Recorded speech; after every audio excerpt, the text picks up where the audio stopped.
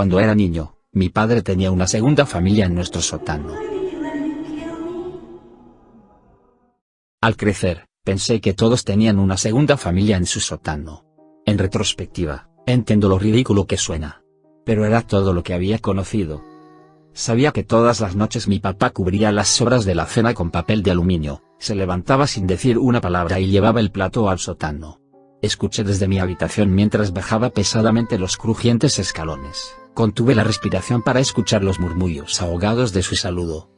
Sabía que todas las mañanas, bajaría las escaleras para despedir a su segunda familia antes del trabajo, luego me besaría en la parte superior de la cabeza y me despeinaría mientras salía. Sabía que cada Navidad, él traía un saco de paquetes envueltos en colores brillantes abajo con un traje de Santa. Sabía que mi padre tenía una segunda familia en el sótano, y parecía tan normal que pensé que todos los demás también. Nunca olvidaré la primera vez que le pregunté a mi mamá sobre ellos. Yo era joven, tal vez tenía 5 años, cuando finalmente encontré las palabras para preguntar: «Mami, ¿por qué no puedo jugar con la gente en el sótano?». Mi madre era la encarnación humana de la energía frenética, una máquina orgánica de movimiento perpetuo. Siempre paseando, limpiando o revolviendo una olla. Siempre con un cigarrillo encendido metido entre sus dedos amarillentos. Nunca olvidaré que, mientras esa pregunta flotaba en el aire, finalmente se detuvo por primera vez. Su quietud era inquietante de una manera que no puedo explicar. «No hablamos de ellos», se apresuró a decir, persiguiendo la declaración apresurada con una larga fumada de su cigarrillo. Soltó una columna de humo por la ventana abierta antes de inclinarse para encontrarse conmigo a la altura de la cara, sus ojos inyectados en sangre a escasos centímetros de los míos y diciéndome: «No necesitas jugar con los niños, pero los niños necesitan a papá». Hizo una pausa de nuevo, la imagen inquietante de ella en un punto muerto se grabó en mi mente de forma permanente. Finalmente, murmuró: «Papá también los necesita». Esa noche, escuché a mi mamá gritarle a mi papá en su habitación. Me sorprendió que no supieran que yo sabía, más sorprendido, incluso asustado, al descubrir que no querían que yo supiera. Sobre todo, no querían que le dijera a nadie en la escuela, a nadie en absoluto, en realidad. Después de esa noche, todo fue diferente. Mi papá solo cargó las sobras después de la cena, solo trajo la comida al piso de abajo después de que me fui a la cama. Dejó de visitarlos por las mañanas por completo. Mi mamá también comenzó a actuar de manera diferente. Siempre había notado que ella estaba distante de mi papá, siempre había notado cómo se erizaba bajo su toque, como si escapaba al otro lado de la habitación cada vez que él entraba. Pero empeoró después de eso. Cuando era niño, me sentía profundamente culpable. Sentí que había arruinado el matrimonio de mis padres. Pero yo era solo un niño y tenía curiosidad. Mi madre quiso disuadirme de hacer más preguntas, pero accidentalmente reveló algo que me hizo sentir aún más curioso. La familia de abajo tenía niños, tal vez niños de mi edad para jugar. Necesitaba saber sobre ellos, de la forma en que los niños pequeños necesitan entender toda la extrañeza de este mundo caótico, necesitan dar sentido a las tonterías que nos rodean a diario. Las tonterías a las que nos acostumbramos como adultos pero con las que luchamos sin cesar cuando somos niños, como un rompecabezas o un acertijo o un problema de palabras en un examen de matemáticas sobre la compra de 80 sandías. Otro cambio después de esa noche crítica, la puerta del sótano estaba equipada con una cerradura resistente. Aún así, necesitaba saber. Hay algo horriblemente espantoso en descubrir que una familia en el segundo sótano es anormal, algo más horrible aún el no saber quién o por qué. Cuando cumplí los 7 años, decidí llegar al fondo. Para evitar meterme en problemas, solo pude investigar cuando se cumplieron 3 condiciones. Estaba en casa después de la escuela, mi papá todavía estaba en el trabajo y mi mamá no estaba cerca para atraparme. Estas circunstancias rara vez se superponían, pero la primera vez que llegué a casa de la escuela y descubrí que el auto de mi papá no estaba en el garaje y que el movimiento interminable de mi mamá le había llevado al punto del agotamiento, me quité los zapatos y me arrastré hasta el sótano. Y luego, llamé. Fue un golpe suave, por temor a despertar a mi mamá de su siesta, pero fue un golpe, no obstante. También fue más que un simple golpe, fue una iniciación, una invitación, una confrontación del mayor y más aterrador misterio de mi vida. Salté cuando un suave golpe regresó del otro lado. Fue casi inmediato. Como si la persona del otro lado me hubiera estado esperando. El pensamiento me congeló en mi lugar por un momento, pero sabía que no tenía tiempo que perder. Mi boca se sintió de repente como papel de lija y tiza, pero me incliné hacia la puerta para susurrar: «Hola. Hola».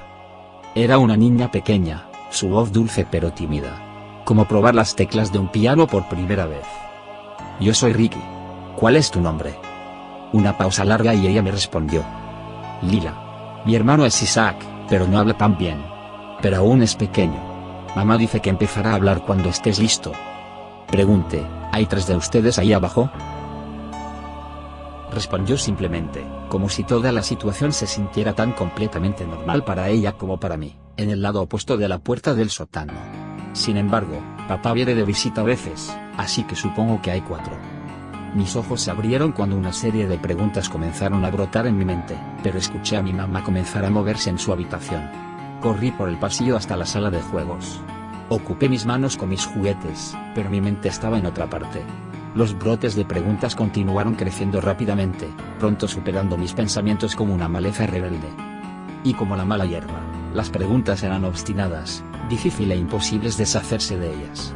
Las raíces de la situación y sus implicaciones se deshicieron, se extendieron por todo mi cuerpo. El miedo se plantó firmemente en mi estómago cuando me vi obligado a enfrentar la posibilidad de que realmente no conocía a mi papá, realmente no conocía a mi propia familia en absoluto. Si mi padre también era el padre de Lila, ¿qué significaba eso para mí? ¿Para mi familia? ¿Y por qué no se le permitió salir del sótano? Durante los siguientes 2 años, me escabullí hasta la puerta del sótano en esos raros momentos de libertad. Llegué a conocer a Lila, me gustó y, finalmente, incluso la amé, era mi mejor amiga. Cuando era niño, estaba bastante solo, mis compañeros se alejaban de mí por razones que no podía entender del todo, como si algo en mí fuera inherentemente repugnante para mis compañeros. Solo tenía un amigo en la escuela. Y en casa tenía a Lila. A medida que hablábamos más, una corriente interminable de cuestionamientos de ida y vuelta acumulada en los momentos más breves de tiempo, ambos llegamos a comprender las diferencias entre nosotros, entre nuestras vidas y nuestras circunstancias. Las diferencias que al principio se sintieron tan normales se hicieron más grandes, más nítidas y aterradoras de lo que cualquiera de nosotros podía comprender. La injusticia de todo esto se volvió imposible de ignorar. Lila lamentó que no se le permitiera ir a la escuela, que no podía salir a jugar, hacer amigos o andar en bicicleta por el callejón sin salida en el verano hasta que las farolas parpadearan y las cigarras comenzaron a gritar. Incluso añoraba las cosas que más detestaba, la tarea, enjuagar los platos después de la cena, ordenar mi habitación cada domingo por la mañana. Dijo que había vivido en ese sótano toda su vida, probablemente incluso había nacido ahí. No podía recordar nada diferente antes de estar encerrado en la habitación fría y húmeda. Me avergüenza admitir esto, pero, eventualmente, no pude manejar la culpa que sentía por vivir la vida que Lila nunca tuvo, nunca podría tener en mi mente. Era tan joven, tan ingenua. Ya no sabía cómo manejar la situación, así que hice lo único que se me ocurrió. Dejé de intentarlo. Dejé de visitar a Lila. No más intercambios secretos, susurrados, no más golpes rápidos en la puerta solo para hacerle saber que yo estaba ahí, que alguien estaba ahí para ella. Los días, las semanas, los meses y los años transcurrieron sin que Lila abandonara mis pensamientos, sino que, en cambio, tenía su existencia compartimentada, confinado al sótano de mi propia mente. En casa, era más difícil mantener los pensamientos sobre ella encerrados. Cuando mi papá le traía la cena horas después de mi hora de dormir, yo me acostaba despierto en mi cama. A veces la oía gritar. A veces oía que la bandeja caía al suelo y el plato se fracturaba con el impacto. A veces la oía llorar, sollozos horribles y dolorosos, mientras yo armaba nuevos juegos de Lego en la sala de juegos. A veces ella gritaba mi nombre. Nunca me perdonaré por esto, me odio por eso, y lo merezco, pero la ignoré cada vez. Sin embargo, lo peor de todo fue cuando empezó a tocar. Estaba terminando mi tarea de ciencias para el día en que sonó el primer golpe. Un golpe silencioso. Pero un golpe, no obstante. Una iniciación, una invitación, un enfrentamiento. Se me heló la sangre cuando me di cuenta de dónde venía, de quién venía. Me monté en mi bicicleta y no volví a casa hasta que la cena estuvo en la mesa. Esa noche, escuché a mi papá gritarle a Lila por primera vez. Le gritó que no golpeara más la puerta. Cuidaba de ella, de su hermano pequeño y de su mamá, y que solo podía hacer eso si ella se quedaba en el sótano, si se quedaba callada. Sin embargo, no la convenció, y sus golpes se hicieron más frecuentes y más fuertes. Para entonces tenía unos 10 años, así que tenía un poco más de libertad. Toda la libertad del mundo, en comparación con Lila. Evitaba mi casa a toda costa, solo regresaba por las noches, donde me recibían de inmediato los golpes. Para entonces, Golpeaba menos y golpeaba más el peso total de su cuerpo contra la puerta. Mi madre se dedicó a aspirar la casa de forma obsesiva solo para disimular el ruido. Ya ni siquiera miraría a mi padre a los ojos.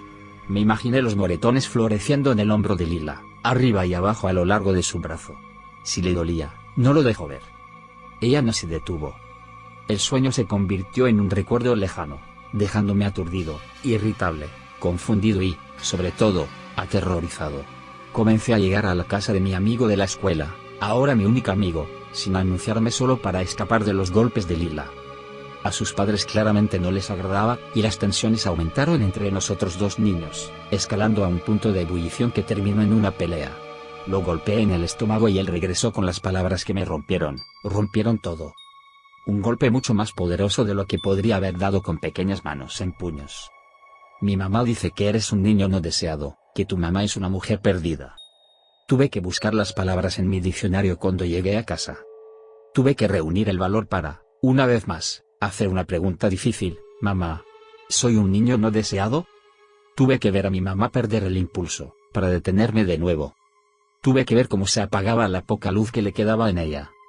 Tuve que sentarme ahí mientras ella salía de la habitación, tuve que sentarme ahí derramando lágrimas calientes mientras los golpes volvían a sonar. Cada poderoso empujón contra la puerta destrozaba mi mente, un doloroso recordatorio de que Lila venía por mí.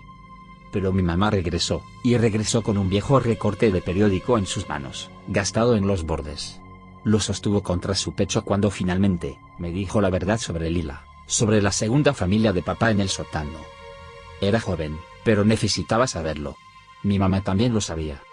A través de sollozos ahogados, me habló de la antigua familia de mi padre, la que él tenía y había creado antes de conocerla. El horrible error que habían cometido, el que le dio lo mejor que había tenido en su vida, pero se llevó otros 3. Sobre cómo la vieja esposa de mi papá ya estaba patinando sobre hielo fino, sus gritos de ayuda que no fueron respondidos, como cuando se enteró de lo que mi mamá y mi papá estaban haciendo, lo poco que quedaba debajo de ella se rompió. Acerca de cómo no podrían haberlo sabido, pero sobre la culpa que ella cargaba independientemente, como una mochila pesada. ¿Una culpa tuya, mamá? Sí, cariño. Pero nunca podré dejarlo.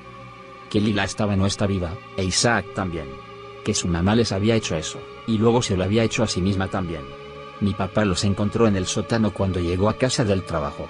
Que nunca se había perdonado a sí mismo y que mi madre tampoco lo había hecho nunca. Que cuando reaparecieron en el sótano como si nada hubiera pasado, incluso después de que sus cuerpos fueron llevados y enterrados hace tantos años, no pudieron pensar en otra cosa que hacer más que en darles una vida lo más normal posible. Otra pregunta difícil, pero ¿por qué tienen que quedarse en el sótano? Me enteré más tarde esa noche, cuando mi padre llegó a casa del trabajo y abrió la puerta. Lila salió de las sombras y me estremecí instintivamente cuando vi su rostro por primera vez. Vi el enorme agujero en su rostro donde debería haber estado su ojo izquierdo. Isaac era pequeño como decía Lila, pero la herida que supuraba en la mandíbula le habría hecho casi imposible hablar si hubiera tenido la oportunidad de crecer. Al principio estaba asustado, pero puse mi cara valiente y tomé a Lila de la mano. Jugué con Lila e Isaac por primera vez, compartí mis juguetes con ellos, me reí con ellos. No conocí a su madre ese día, pero lo haría años después. Una vez que ella, Lila e Isaac supieron lo que había sido de ellos, luchó por sobrellevar la situación. No sale a menudo, pero la trató con amabilidad cuando lo hace. La mujer ahora no podía imaginarse haciendo lo que hacía con sus hijos. La segunda familia de mi padre todavía se quedó adentro, pero después de ese día ya no estaban confinados a las sombras del sótano. Se convirtieron en menos miembros de la segunda familia de mi padre, ya que todos nos convertimos en una familia más grande que reía, jugaba y amaba juntos. Ya no vivo en esa casa. Soy un adulto ahora, con un enorme aprecio por toda la libertad y las oportunidades disponibles para mí que una vez di por sentado. Sé que mi familia está lejos de ser normal, incluso horrible y espantosa en muchos sentidos que ayudé a perpetuar cuando era niño, pero es todo lo que he conocido. Los amo. A todos ellos. Sigo visitando siempre que puedo, para su cumpleaños, Navidad y vacaciones de verano. Y cada vez que lo visito, me tomo un momento para agradecer el hecho de que cuando llamo a la puerta principal, Lila la abre.